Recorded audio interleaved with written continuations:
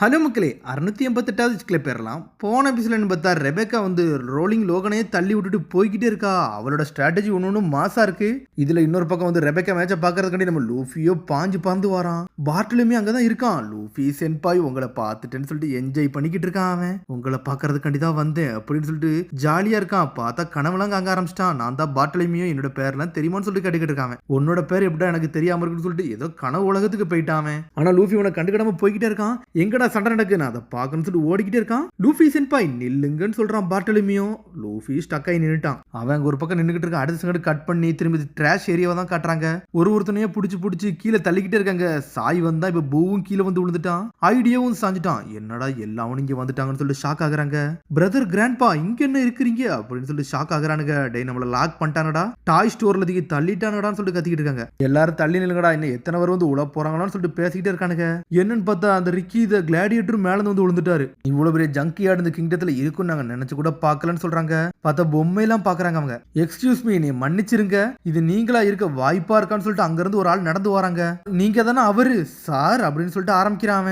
நீங்க கிங் ரீகு சமா கரெக்ட் தானு சொல்லிட்டு கேக்குறான். கிங் ரீகுவா அப்படி இருக்க வாய்ப்பே கிடையாது சொல்றாங்க. பார்த்தா சுத்தி இருக்க எல்லாரும் ஷாக் ஆகுறாங்க. அவர் தான் முன்னாள் கிங் ரீகுன்னு நினைக்கிறேன். பார்த்தா டே அவர்லாம் இறந்துட்டாருடா, யாரடா அவர் கூட போய் கம்பேர் பண்றீங்க? கிங் ட்ரெஸ்ரோஸோட முன்னாள் கிங் நினைச்சுக்கிட்டு இருக்கீங்களா? அவர் தான் இறந்துட்டார வயலன்ஸ் உருவாக்கின்னு சொல்லிட்டு பேசுறாங்க. ஆனா அவர் இதுக்கு எதுவுமே பதில் பேச மாட்டேங்க. இந்த ரிக்கிங்கிறவர் அப்படியே உட்கார்ந்துருக்காரு. அவரா இருக்க நான் வாய்ப்பு கிடையாது. இப்ப நான் ரொம்ப கீழ் தாழ்ந்து போயிட்டேன். என்னை பத்தி நான் சொல்ல ஆளே இல்லைன்னு சொல்லிக்கிட்டு சடனா ஒரு ஹெல்மெட் எடுத்து கழட்டி வைக்கிறாரு. வச்சோன்னு சுத்தி இருக்க எல்லாரும் ஷாக் ஆயிட்டானுங்க.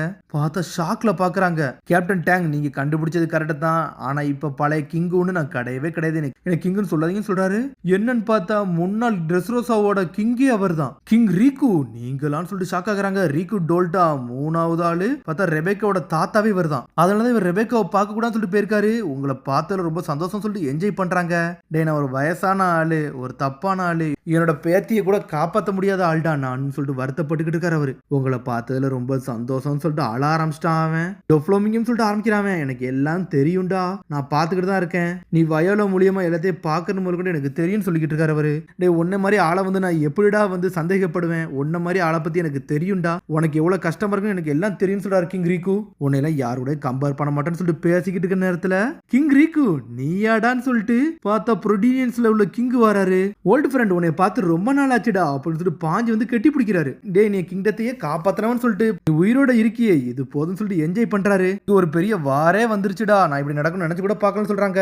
சந்தோஷமா பேசிக்கிட்டு நேரத்துல டான் ஜீன்ஜோவும் அங்க இருந்து வராரு. ஏகப்பட்ட வாரெல்லாம் இங்க போய்கிட்டே இருக்கு, நான் அதே டயர்ட் ஆயிட்டேன்னு சொல்றாரு கிங். ஒரு பக்கம் எல்சபெலோ கொஞ்சம் நிப்பாட்டுன்னு சொல்லிக்கிட்டு இருக்காங்க. சந்தோஷமா சிரிக்க வேண்டிய நேரமாடா இது, சிரிக்க அப்படி என்னடா இருக்குன்னு சொல்லிட்டு கத்திக்கிட்டு இருக்காங்க. இந்த உலகத்துக்கு முழுக்க அவ்வளகான போர் எல்லாம் போய்கிட்டு இருக்கு. இவங்க கொண்டு வந்த வெப்பனால அவ்வளகான கஷ்டமா போய்கிட்டு இருக்கு. டொஃப்ளோமிங்கும் ஒரு இடத்துலயே வெப்பன் ஸ்டோரேஜ் வச்சிருக்கான். புரோக்கர்னு ஒரு பேரை வச்சுட்டு மொத்த இடத்துலயும் எல்லா வெப்பனை வித்துக்கிட்டு இருக்கான். அந்த வெப்பன் ஸ்டோரேஜ் இப்ப கண்டுபிடிக்கிறது நாங்களே வந்திருக்கோம். ஏன்னா கானா கிங்டத்துல அவ்வளகான போர் போய்கிட்டு இருக்கு. இந்த வெப்பனால அவ்வளகான பிரச்சனைகள் இருந்துகிட்டே இருக்குன்னு சொல்றாங்க. கொலிசியத்துக்குள்ள இறங்கினதே வெப்பன் ஸ்டோரேஜை கண்டுபிடிக்கதான் சொல்லிக்கிட்டு இருக்கான் சாய் பூலாம். கிங் ரீகோ நீ பண்ண முட்டாள் வேலைனால தான் டொஃப்ளோமிங் இப்ப கிங் ஆயிட்டான், நீ ஏன்டா இப்பெல்லாம் பண்ணன்னு சொல்லிட்டு கத்திக்கிட்டு இருக்காங்க.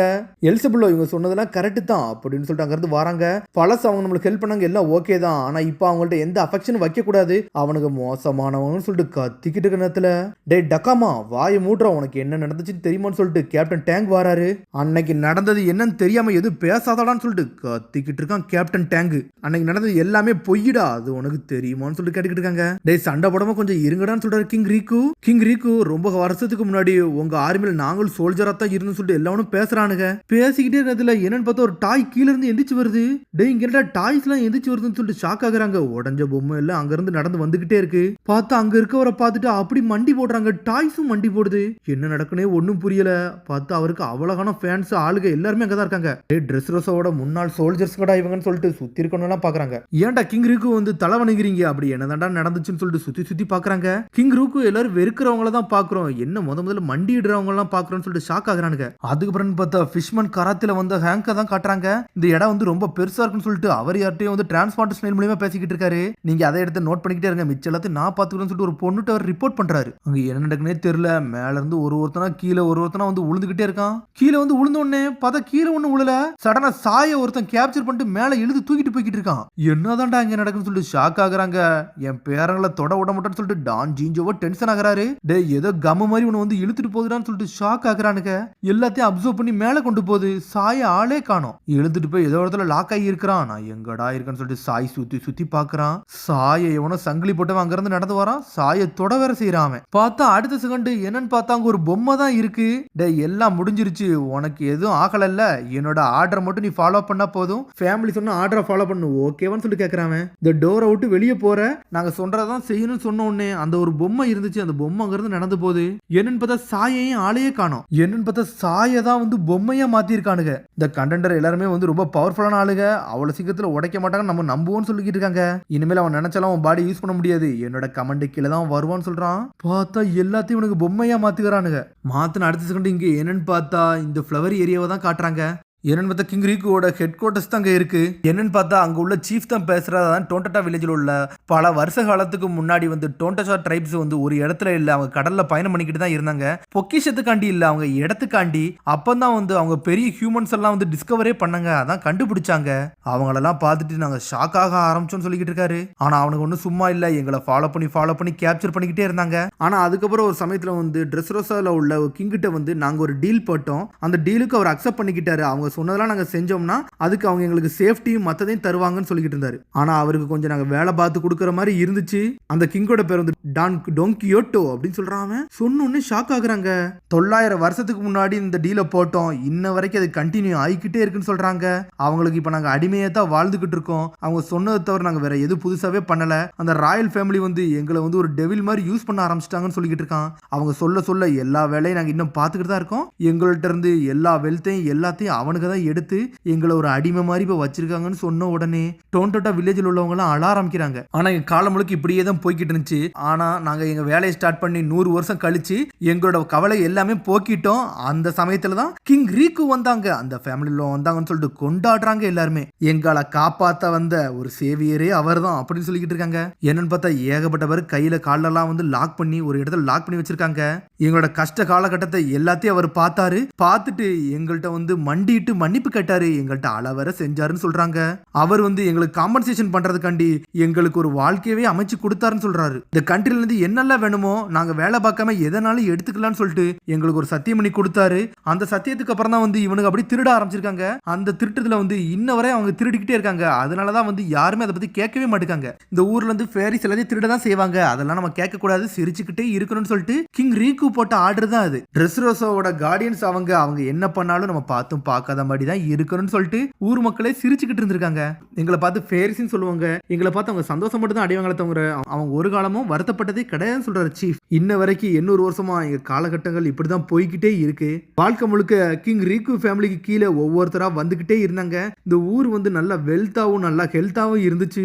இந்த ஊர் வந்து எப்படி எல்லா வளநிலங்கள்லாம் அழிஞ்சு இருந்துச்சோ கிங் ரீக்கு வந்ததுக்கு அப்புறம் அவரோட மென்மைத்தனத்தால இந்த ஊர்ல உள்ள செழிப்பா எல்லாமே வளர ஆரம்பிச்சிருச்சு. எல்லாருமே இந்த ஊரை நல்லபடியா பார்க்கவும் ஆரம்பிச்சாங்க. 800 வருஷத்துக்கு அப்புறம் எங்களோட வாழ்க்கையை ரொம்ப சக்சஸா போக ஆரம்பிச்சிச்சு.